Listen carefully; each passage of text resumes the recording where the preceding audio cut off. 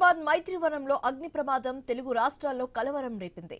నీలగిరి black లో మంటలు చెలరేగాయి. ఆ భవనంలోని పవర్ కేబుల్స్ వద్ద షార్ట్ రావడంతో అగ్ని ప్రమాదం జరిగింది.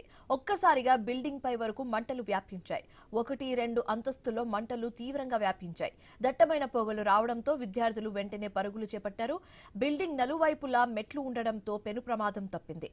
30 నుంచి 40 మంది విద్యార్థులు మెట్ల నుంచి కిందకు దిగిపోయారు. ప్రమాదం జరిగిన వెంటనే ఫైర్ సిబ్బంది, పోలీసులు అక్కడికి చేరుకున్నారు.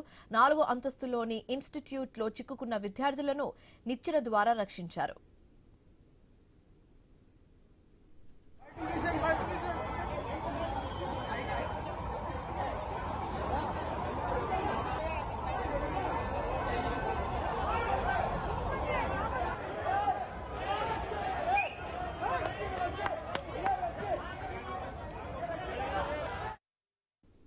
మైత్రివనం అగ్ని ప్రమాదం నుంచి విద్యార్థులందరూ సురక్షితంగా బయటపడ్డారు. ఎవరికి ఎలాంటి హాని జరగలేదు. ఘటనా స్థలాన్ని హైడ్రా కమిషనర్ రంగనాథ్ పరిశీలించారు. అగ్ని ప్రమాదంపై ఆరా తీశారు. కారణాలను అధికారులను అడిగి తెలుసుకున్నారు. గ్రౌండ్ ఫ్లోర్ లో ఫైర్ యాక్సిడెంట్ అయింది. బేసికల్ గా ఈ కేబుల్స్ ఏవైతే ఉన్నాయో అక్కడ షార్ట్ సర్క్యూట్ అయ్యి ఆ డక్ట్ ఏదైతే ఉందో డక్ట్ లో కేబుల్స్ అవి వచ్చేటటువంటి వాటిల దగ్గర షార్ట్ సర్క్యూట్ అవ్వడం తోటి ఆ కేబుల్స్ అన్ని బర్న్ అయ్యి దానిపైన ఉన్నటువంటి ఇన్సులేషన్ ఏదైతే అది ఆ ప్లాస్టిక్ లేకపోతే ఆ మెటీరియల్ ఏదైతే ఉంటుందో అదంతా బర్న్ అయ్యి ఆ మొత్తం అది అంటుకున్న తర్వాత ఆ అంటుకోవడం తోటి పెద్ద ఎత్తున స్మోక్ రావటము. ఆ స్మోక్ అంతా కూడా ఈ మెల్లిగా అంటే స్టేర్స్ ద్వారా గ్రౌండ్ ఫ్లోర్ నుంచి ఆ స్టేర్స్ ద్వారా సెకండ్ ఫ్లోర్ వైపు వెళ్ళటం. హైడ్రా కంట్రోల్కి ఫోన్ రావటం కూడా జరిగింది.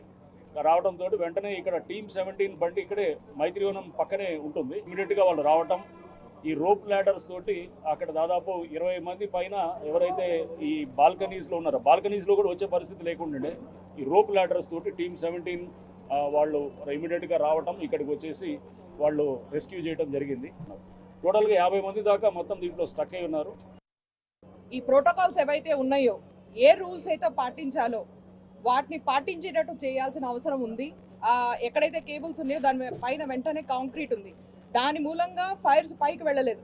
కానీ ఆ పొగ ఆ మొత్తం ఆ స్టేర్ కేస్ నుంచి పైకి వెళ్ళి అక్కడ ఉన్న ఆల్మోస్ట్ 50 కంటే ఎక్కువ మంది స్టూడెంట్స్ పైన ఉన్నారు. వాళ్ళందరికీ ఊపిరి తీసుకుంటానికి ప్రాబ్లం అయ్యి ఇది ఒక మంచి మూమెంట్. అన్ని రకాల కరెక్షన్స్ ఎక్కడైతే మార్పులు కావాలో అవి చేయాల్సిన అవసరం ఉంది. మైత్రివనం ప్రమాదంపై మరిన్ని వివరాలు మా ప్రతినిధి వంశీ అందిస్తారు. హైదరాబాద్ నడిబొడ్డున అమీర్పేటలో నీలగిరి బ్లాక్లో అగ్ని ప్రమాదం చోటు చేసుకుంది. ఈ అగ్ని ప్రమాదంతో ఒక్కసారిగా విద్యార్థులందరూ ఉలిక్కిపడిన పరిస్థితి. సో నీలగిరి బ్లాక్ అంటే మనకు తెలియంది కాదు. ఏ సాఫ్ట్వేర్ కోర్స్ నేర్చుకోవాలన్నా లక్షలాది మంది విద్యార్థులు ఇక్కడికి వస్తూ ఉంటారు.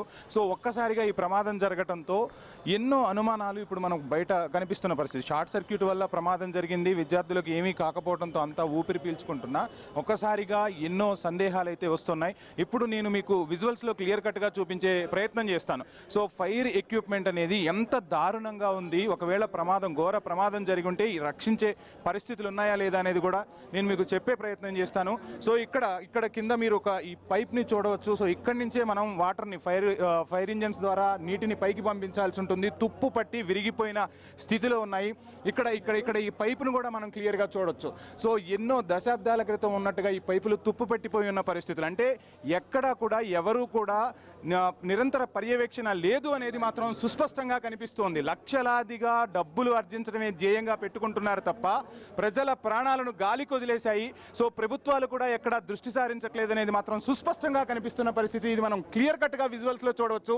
సో ఏం చేస్తున్నారు ఫైర్ ఎక్విప్మెంట్కి సంబంధించి కానీ ఎక్కడా కూడా లక్షలాది మంది ఇక్కడ తిరుగుతూ ఉంటారు. సో చాలా మంది ఇక్కడి నుంచి చూస్తూనే ఉంటారు. రోజు వేల మంది వస్తున్నా కానీ ఎక్కడ నిబంధనలు పాటించట్లేదు అనేది మాత్రం సుస్పష్టంగా కనిపిస్తున్న పరిస్థితి. మీకు ఇంకొక ప్రయత్నం కూడా నేను చెప్పే ప్రయత్నం చేస్తాను. సో ఒక ప్రమాదం జరిగిన తర్వాత తప్పులు వెతుకుతున్నాం కానీ ఆ ప్రమాదం జరగక ముందు ఎటువంటి చర్యలు తీసుకోవాలన్న పరిస్థితులు కూడా లేవు. ఇక్కడ చూడొచ్చు.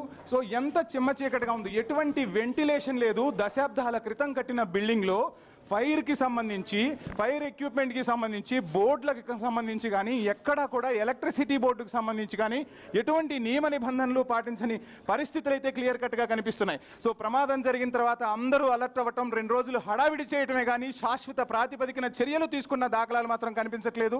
సో ఎన్నో ప్రమాదాలు జరుగుతున్నాయి. గోడౌన్లు ఉండకూడని ప్రదేశాల్లో గోడౌన్లు ఉంటాయి, జనావాసాల్లో తీసుకొచ్చి గోడౌన్లు కడుతుంటారు. ఒక ప్రమాదం జరిగిన తర్వాత అంతా హడావిడి చేస్తూ ఉంటారు. మంత్రులు, ముఖ్యమంత్రులు ప్రతి ఒక్కరూ స్పందిస్తున్నారు. కానీ విలువైన ప్రజల ప్రాణాలను కాపాడాల్సిన అధికారులు ఎందుకు నిరంతరం పర్యవేక్షణ చేయట్లేదు అనేది మనకు స్పష్టంగా కనిపిస్తుంది. నేను మీకు ఇంకా క్లియర్ కట్గా చూపించే ప్రయత్నం చేస్తాను పైకి వెళ్ళిన తర్వాత కూడా. సో కింద మనం చూసాం.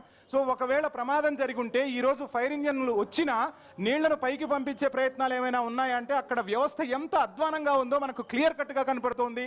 సో ఎందుకు ఇంత నిర్లక్ష్యం, ప్రజలపైన ప్రాణాలపైన ఎందుకు ఇంత నిర్లక్ష్యం వహిస్తున్నాయి? ప్రతి డిపార్ట్మెంట్ ఉంటుంది, ఆ డిపార్ట్మెంట్ నిరంతరం ఎందుకు పర్యవేక్షణ చేయట్లేదు? ఒక ప్రమాదం జరిగిన తర్వాత తప్పులు వెతికే ప్రయత్నం. ఇది బోర్డు. ఇక్కడ చూస్తే మనం క్లియర్ కట్గా ఈ బోర్డును చూస్తే ఎక్కడా కూడా ప్రికాషన్స్ తీసుకున్న పరిస్థితులు లేవు. చెక్క బోర్డులు పెట్టారు, చెక్క బోర్డులు పెట్టి అవి నిరంతరం మానిటరింగ్ చేస్తున్న పరిస్థితులు కూడా లేవు. సో లక్షల కేబుల్స్ ఇక్కడ ఉంటూ ఉంటాయి. సో ఇంకా నేను మీకు ఇంకొక క్లియర్ కట్గా ఇంకోటి కూడా చూపించే ప్రయత్నం చేస్తాను. ఇక్కడ ప్రజల ప్రాణాలకు సంబంధించి భద్రత లేదనేది స్పష్టంగా కనిపిస్తుంది. సో ఈ మెట్లను కూడా చూడవచ్చు. ఏదైనా ప్రమాదం జరిగింది అంటే కనీసం బయటకు రావాలి అన్నా కానీ రాలేని పరిస్థితులు అయితే స్పష్టంగా కనిపిస్తున్నాయి. రైట్, ఒక్కసారి ఇక్కడ మనం ఆ బోర్డ్స్ కూడా చూసే ప్రయత్నం చేద్దాం. ఎన్ని బోర్డ్స్ ఉంటాయో, అమీర్పేట్ అంటేనే బోర్డులకు అడ్డాగా మారిందా అన్న పరిస్థితులు కూడా కనిపిస్తున్నాయి. సో ఒక్కసారి ఆ బోర్డులు చూడొచ్చు. ఎక్కడ కూడా వెంటిలేషన్ అనేది ఉండదు, మొత్తం ప్రకటనలతో హోరెత్తిస్తున్న పరిస్థితి. సో క్లియర్ కట్గా మీరు విజువల్స్లో చూడవచ్చు. సో సందు లేకుండా ఎక్కడికక్కడ బోర్డులు, వెంటిలేషన్ అనేది ఉండదు.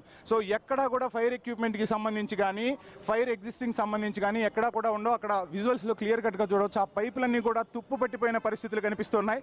అక్కడ మనం క్లియర్ కట్గా చూస్తే అక్కడ పైపు ఉంది, కానీ ఒకవేళ ప్రమాదం జరిగితే అక్కడి నుంచి పైపు ద్వారా మంటలు ఆర్పడానికి పైపు లేని పరిస్థితులు కనిపిస్తున్నాయి. సో ఏం చేస్తున్నారు, ఎక్కడ భద్రతను పాటిస్తూ ఉన్నారు, ఎక్కడ నిరంతరం చెకింగ్ జరుగుతుంది అనేది మాత్రం సుస్పష్టంగా మనకు క్లియర్ కట్గా విజువల్స్లో చూస్తేనే అర్థమవుతుంది. ఒక ప్రమాదం జరిగిన తర్వాత అందరూ అక్కడికి రావటం, నానా హడావిడి చేయటం, ఆ 2 రోజులు చర్యలు తీసుకోవటమే తప్ప శాశ్వత ప్రాతిపదికన ఆడిటింగ్ అనేది జరగట్లేదు. ఎవ్వరూ కూడా ఎక్కడా కూడా ఫైర్ ఎగ్జిస్టింగ్కి సంబంధించి కానీ, ఫైర్ నామ్స్కి సంబంధించి కానీ ఆ రూల్స్ ఎవరు పాటించిన దాఖలాలు అయితే లేవనేది సుస్పష్టంగా కనిపిస్తుంది. లక్షలాది మంది విద్యార్థుల భవిష్యత్తు ఈరోజు ఏదైనా ప్రమాదం జరిగి ఉంటే ఆ ప్రమాద తీవ్రతను ఊహించడం కూడా పరిస్థితులే కనిపిస్తూ ఉన్నా ఇప్పటికీ కూడా ఎక్కడా కూడా అధికారుల్లో చలనం లేదు. ఇక్కడ వర్క్ చేసే ఈ సంస్థలు ఏవైతే ఉన్నాయో ఈ సంస్థలు కూడా అటువంటి నామ్స్ ఎక్కడా పాటించట్లేదు. చూస్తే ఎక్కడ కూడా సందు లేకుండా ఎక్కడికక్కడ షాపులు, బోర్డింగ్లు, హోర్డింగ్లు కనిపిస్తున్న పరిస్థితి. జరిగిన తర్వాత అందరం రియాక్ట్ అవుతున్నాం, కానీ ఆ ప్రమాదం ఎందుకు జరుగుతుంది, సో ఆ ప్రమాదం జరగకుండా అసలు తీసుకోవాల్సిన ప్రాథమిక చర్యలు ఏంటి అనే దానిపై మాత్రం ఎక్కడా కూడా ఎవరు కూడా మాట్లాడని పరిస్థితులు అయితే కనిపిస్తున్నాయి. ఇప్పటికైనా అధికారులు పూర్తిగా దృష్టి సారించాల్సిన అవసరం ఉంది. సో ఒక్కసారి ఈ బోర్డులు చూస్తే ఈరోజు కొద్దిసేపటి క్రితమే ఇక్కడకు హైడ్రా కమిషనర్ రంగనాథ్ వచ్చారు. రంగనాథ్ వచ్చి చూసిన తర్వాత రంగనాథ్ నోటి నుంచి వచ్చిన మాట కూడా ఈ హోర్డింగ్లన్నీ చూసిన తర్వాత ఎక్కడా కూడా వెంటిలేషన్కి సంబంధించి కానీ, పిల్లలు ఒకవేళ ప్రమాదం జరిగితే పిల్లలు కానీ, ఇక్కడ పనిచేసే ఎంప్లాయీస్ కానీ, ఇక్కడ నడుస్తున్న వ్యాపారాలకు సంబంధించి కానీ ఎవరు కూడా బయటకు వచ్చే పరిస్థితులు అయితే లేని పరిస్థితి సుస్పష్టంగా కనిపిస్తుంది. సో ఎక్కడ చూసినా బోర్డులు, హోర్డింగ్లే తప్ప ఫైర్ ఎక్విప్మెంట్కి సంబంధించి నామ్స్ పాటించలేదనేది మాత్రం సుస్పష్టంగా కనిపిస్తుంది. పెచ్చులు ఊడిపోయిన బిల్డింగులు కనిపిస్తూ ఉన్నాయి. సో లక్షలాది మంది విద్యార్థులు ఇక్కడికి వచ్చి అనేక కోర్సులు నేర్చుకుంటూ ఉంటారు. విద్యార్థులే కాదు, చుట్టూ కూడా కంప్యూటర్ షాపులు ఉంటాయి. నీలగిరి బ్లాక్ అనగానే హైదరాబాద్లో ఏ కంప్యూటర్ ఎక్కడ ప్రాబ్లం వచ్చినా ఇది ఒక అడ్డాగా మారిపోయిన పరిస్థితి. ఇంతమంది జనం ఇక్కడకు నిరంతరం వస్తూ ఉంటారు. సో ఆ వచ్చే జనానికి భద్రత ఏ విధంగా పాటిస్తున్నారు అనేది కూడా ఒకసారి $1 మిలియన్ ప్రశ్నగానే మారిపోయిన పరిస్థితి అయితే కనిపిస్తుంది. సో ఒక్క షాపు కానీ, ఒక్క ఇన్స్టిట్యూట్ కానీ ఎవ్వరు కూడా ఎటువంటి నామ్స్ పాటించట్లేదు. కానీ ఇక్కడ రెంట్లు మాత్రం వేలల్లో, లక్షల్లో వసూలు చేస్తున్నారు. కానీ అక్కడ ఇవ్వాల్సిన వసతులు ఇవ్వడంలో మాత్రం పూర్తిగా విఫలమైన పరిస్థితి అయితే కనిపిస్తుంది. సో ఈరోజు ఒక ఘోర ప్రమాదం అయితే తప్పింది.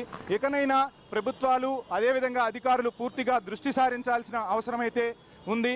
సో ఇక్కడ మనం చూస్తున్నాం హైడ్రాకు సంబంధించి కూడా వచ్చారు. సో ఏం జరిగింది అనేది చూస్తున్న పరిస్థితి అయితే స్పష్టంగా కనిపిస్తోంది. ఇకనైనా ప్రభుత్వాలు దృష్టి సారిస్తాయని ఆశిద్దాం. సో మొత్తంగా ఒక పెను ప్రమాదం అయితే తప్పింది. ఇప్పుడైనా అందరం ఆలోచన చేయాల్సిన అవసరం అయితే ఉంది.